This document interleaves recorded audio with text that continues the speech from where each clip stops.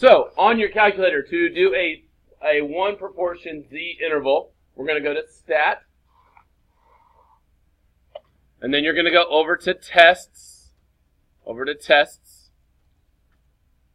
And there are a bunch of tests in here. Eventually, we will get to most of these. We will eventually have almost every single one of these types of tests covered by the time we're done with this class. Right now, what type of tests were we doing for this question? A 1 prop z interval. A 1 prop z interval. Now, like I said, you have to know the difference between interval versus test. So naming it, the right name is really important. So you're going to scroll down until you get to a 1 prop z interval. A 1 prop z interval. A 1 proportion z interval. Okay, 1 prop z interval. Like I said, now kind of really makes you see and test whether or not you understand everything. What is x in this particular problem?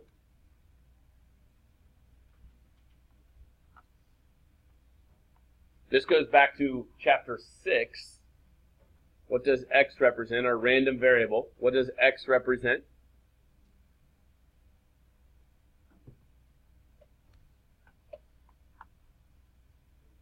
$33. It's my number of successes. Okay, x. If you go back and define what a random variable is back in chapter 6, it is the random variable is the count of successes. The count of successes. So, in this case, we had 33 successes. What does little lowercase n represent? Number of trials, sample size. In this case, we had 50. What they're asking you for is your sample proportion right there. 33 out of 50. And what's my confidence level on this one? It is a 95% confidence level. And then if you press calculate, we get our confidence interval.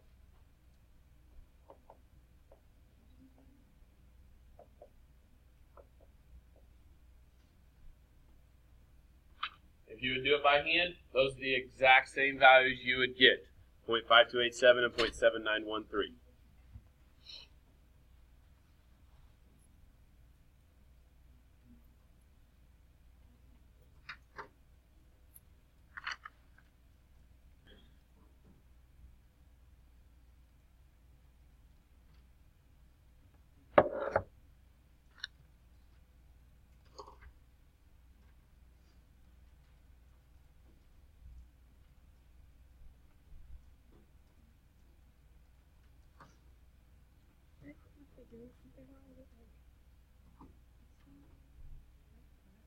You have to do the right zoom. You're trying to zoom standard, and it's not a standard zoom. What do we zoom to when we're trying to graph a box plot or graph data? 6. No, that's standard.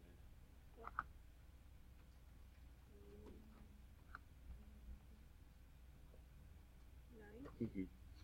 That. We want to zoom to our statistics.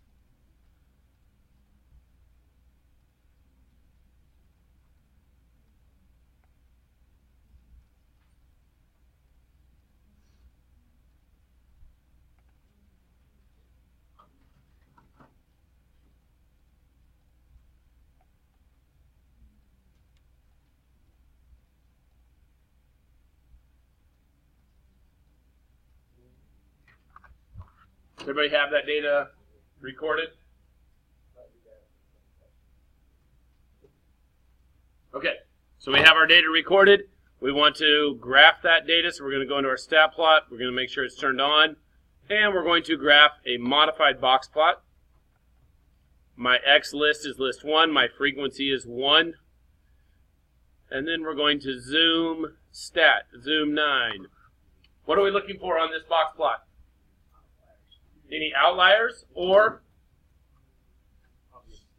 strong skewness? So are there any outliers in this data? Nope. Are there any strong skewness in this data? Not really. So that means we're safe to go ahead and proceed. The data distribution we can say is approximately normal, or it is normal enough. 1. Just 1. That's asking you how many times does each data point occur. And each data point only occurred one time when you typed them in once. Okay, so now we have our data stored in here. Our conditions are met, so we want to actually do our test. Once again, if we were going to do our test over here, we'd have to find the sample mean, plus or minus the t-star value, the standard deviation of the sample over the square root of n. So we would need to know my one variable stats.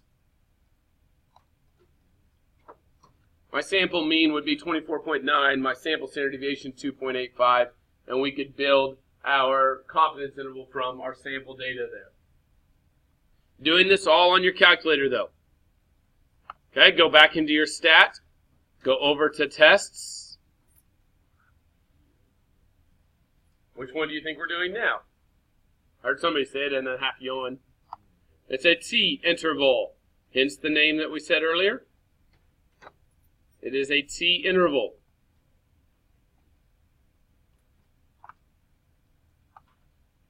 Now, here's where you have to, again, understand a little bit. Are we doing this from data, or are we doing this from statistics? Well, what's the difference between data and statistics?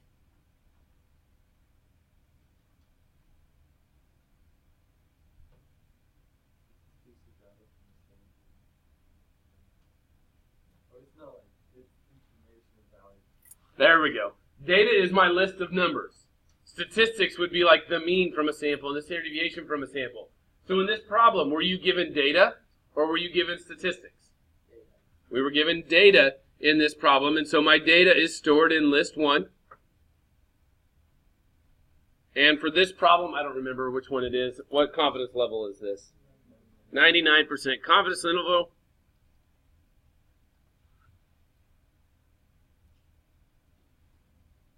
And we hit calculate.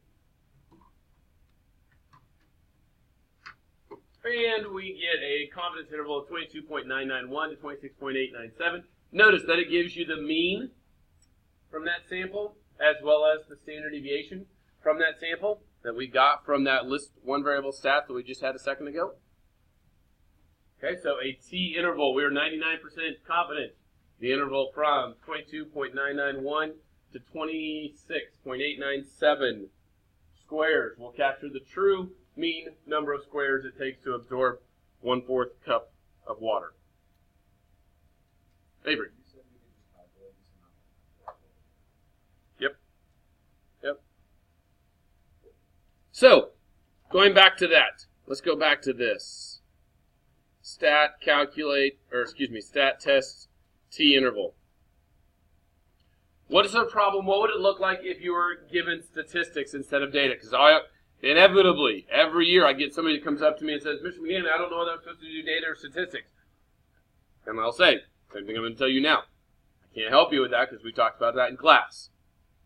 How do you know whether you're going to be doing data or statistics to do a t interval? If you go back to your problems, let's quickly look at this. What was given to you in this problem?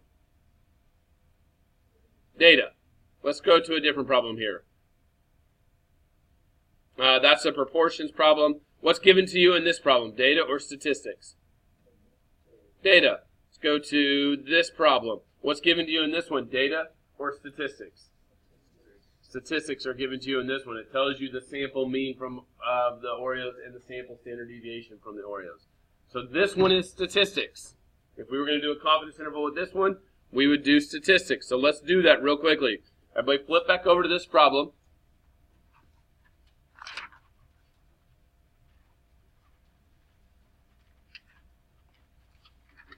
And we're going to jump back in here. This time we're going to do this with statistics. Okay, and so it asks us, what is my sample mean? So in that problem, what is my sample mean?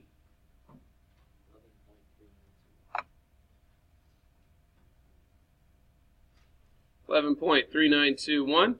Then it asks me for my sample standard deviation. 0.0817. Then asks for my sample size.